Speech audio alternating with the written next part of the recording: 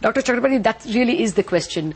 With inflation now being sure shot, no two ways about how that trend will be, how do you think bank lending rates are going to move, or for that matter, even deposit rates? In the next 3 months, can you see some seminal cuts in interest rates at all? You see, banks have already cut the interest rates. You see, the peak PLR was 14%. It has come down to 12.5. For my bank, it is 11.5. Now, yes, as and when the inflation eases, interest rates should come down. But as I am always saying, first we have to cut the interest rate on deposits. And if we are not able to cut interest rates on deposits, then it will be very difficult for the banks to cut the interest rate on lending. Now, I think banks have to look into that. In the month of March, I don't think anybody cuts the interest rate on deposit. So in the new year, definitely we'll have a look on the interest rate, but we have some problem. Problem is that the small saving rate is 8%. Now the inflation is coming down, that indicative rate, that benchmark also needs to be lower. If that happens, it facilitates the banks to reduce the interest rates on deposit and thereafter against advances. I don't say that within the present structure there is no scope of reducing the lending rates, but that may be another 50 basis points for each bank. So this is what is, I also must say that this inflation lower, it is not anything new. It was expected that inflation will bottom out by the end of March, April, and if the things continue, it may come down to zero. But that is not the end. Thereafter, prices will definitely start rising because this is partly base effect. Partly the fuel inflation rate is almost negative, -5%. Commodity inflation rate is very low, but main concern is food prices. Still it is, of course, lag effect will be there, but still it is high. So we have to also to see what is the average inflation rate, what are the inflationary expectation. We cannot take a decision at 0.44 level or 0.00 level. We have to look a little bit longer time horizon. I take your point, Dr. Chakrabarty, but how are you reading the trends in 2009 as a whole? Considering that inflation is, one trend is very clear in front of you, how are you reading, for instance, credit offtake? There are some economists who believe it could go as low as 14%, as low as, there is one forecast even of 10%. If that happens, then perhaps deposit rates can fall even further. So what is your own estimate of, one, credit growth in 2009, and two, of how much deposit rates might fall in 2009? You see, so far as credit growth, I am of the opinion, still, a very strong opinion that ours is a credit-starved society. And hence, if we can improve the delivery mechanism, and if we can reach to those segments where the credit is really required, credit growth need not be less than 20%. Now, what will be the corporate credit rate of growth? It will depend on variety of factors. Because this year, the demand for corporate credit is too high from the public sector banks because other sources are dried up. But I am of the view that over a period of time, definitely there will be flow in from other sources will improve, and to that extent, even if the corporate credit demand moves up, there will be reasonable corporate credit demand, but that all depends on how the economy will recover and from when recover, what will be the overall global recovery. But let me not go to all these things. We are quite confident that our credit growth can be around 20% next year. So far as deposit rate is concerned, I am again telling that if the inflation is around 3-4%, we have to give 7-8% interest rate to the depositor. And if the inflation further comes down, it is around 2%, 2.5%. I don't expect, if we are looking for an average growth rate of 8-8.5%, then we need to have an inflation rate of 3-4%. Then I don't see the deposit rates going down below 7-7.5%. But that will also depend how the small saving rates moves. Right.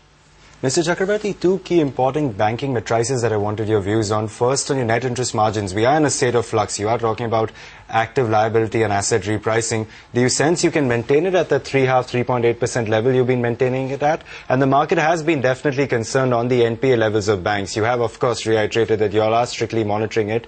Have some of your legacy NPAs come to an end currently?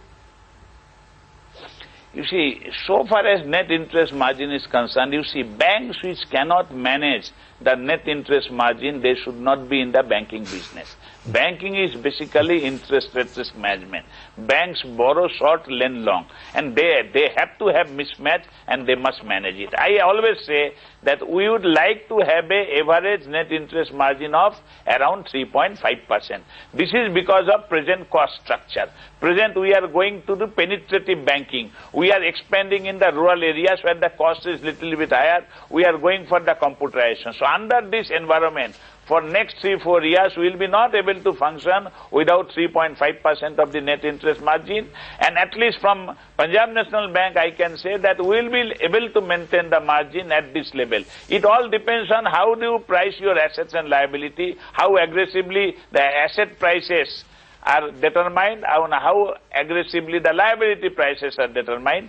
Our view is that the moment we see our net interest margin is going above 3.7, 3.8, we will be aggressively reducing the asset prices and less aggressively liability prices. And if we see that our net interest margin is going below 3.2, 3.1, just we will do the opposite. And we are confident that we will maintain the net interest margin at around 3.5%. Now that is what now only result will show whether we are able to maintain it or not. Okay. Second issue, the NPAs. Yes, NPA remains a major cause of concern. Up till now, there is no sign. Of course, we are giving restructuring, rescheduling. Those things are going on. And we are hopeful that next September onwards, the things will start improving.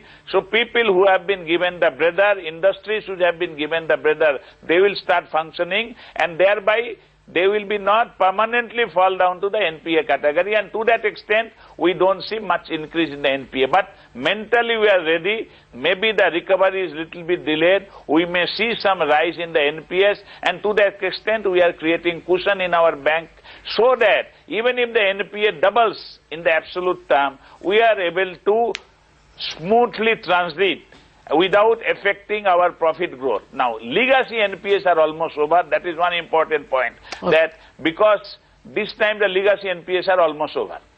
Okay. Dr. Chakrabarty, what was the total volume of loans that you have restructured? You're almost to March 31 when those application deadline comes in. How much of, in volume terms, how much of loans have been restructured, and what would it work as a percentage of your total book? You see, look, this will be around, the restructure amount should be around 3,000 crores. Okay, not a great deal. 2,000 to 3,000, exact figure, you see, still the things are going on, exercise is going on. So maybe it is in between 2,000 to 3,000 I am expecting. Okay. Now, even if it is 3,500 crores, my total credit portfolio will be more than 1,50,000 crores. So it is not going to be more than 2%. Or 2.25%. And I think in such a scenario where there is a total global meltdown, the things are slow gloomy, I think it is a reasonable figure. And when my gross NPS is automatically less than 2%, my net NPS are, all gross NPS are fully provided. I don't see any reason why we will be not able to tackle, even if a portion of this restructured accounts becomes NPA. Okay. So one final question. What's the status with PNB gilts? Are you not planning to sell it at all? Are you planning to merge? When do you think we will know a final decision on that? You see, look, we have from the very beginning, we said all our subsidiaries and joint ventures under the scanner, and we are examining one by one whether to continue. On the PNB gilt, what has happened? You see, today, this business is done by departmentally, primary dealer business. We don't see there is any value continue it is as a subsidiary, because you see its capital adequacy is very, very high. Now we have decided that if we get a good price, then we'll liquidate this and do the primary dealer business departmentally. But in the meantime, there is a market has gone down, the things are there below. So I am not getting a good value. Good value means some premium over the book value of the share. Now if that is not the case, then we have to think the another alternative of merging. Now merging is not only decision by PNB, it is a listed company. It has to be approved in the shareholders meeting. So we have more or less decided that we may look into the option of merging within the PNB, but then the necessary formalities have to be completed. In the meantime, if some other view emerges, we have to respect those things also, because these are two different listed companies. Maybe by the end of 2010, we'll be able to complete the thing, whatever we decide. All right. Dr. Chakrabarty, thank you very much for joining us and giving us your time.